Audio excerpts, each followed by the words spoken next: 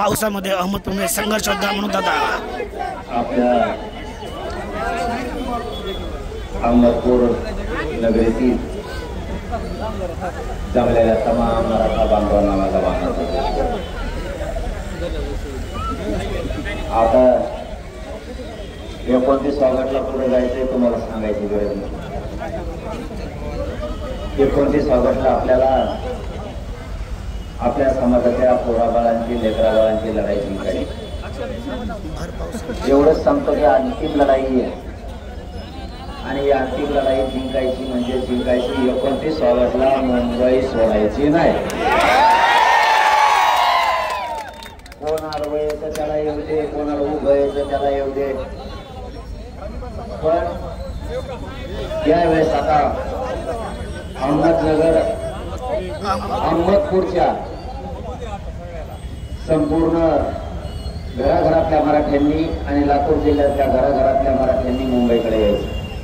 एक घर एक गाडी घ्यायची. शेवटची लढाई कुणी गैरहजर राहू नका.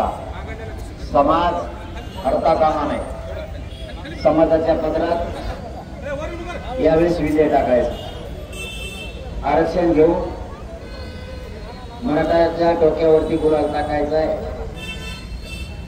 ही लढाई जिंकण्यासाठी ही अंतिम लढाई कोणी तरी थांबू नका, कारण पुढच्या काळात खूप मोठमोठ्या भरत्या होणार आहेत. या भरत्याच्या अगोदर आपल्याला आरक्षण आवश्यक आहे.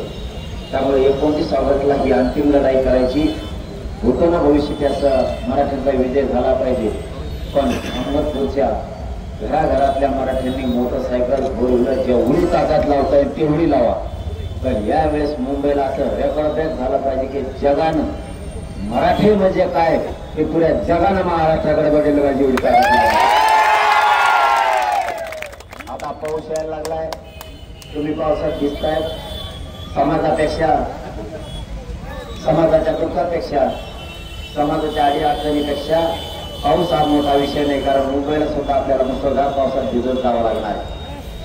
बैठका झाल्या नाही झाल्या, चर्चा सरकारसोबत झाल्या नाही झाल्या, मंत्री येते ना जाते ना, पण मुंबईला जायचं कॅन्सल करायचं नाही याची.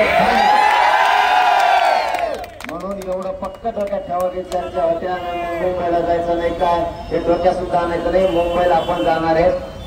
आरक्षण मिळालं तरी जाणार आहेत आणि नाही मिळालं तरी पण मुंबईला जाणार आहेत. 27 ऑगस्टला 20 ऑगस्टला तुम्ही अंतरवाली सगळेजण मुक्कामी या. 27 ऑगस्टला सकाळी आपल्याला निघायचं. धन्यवाद.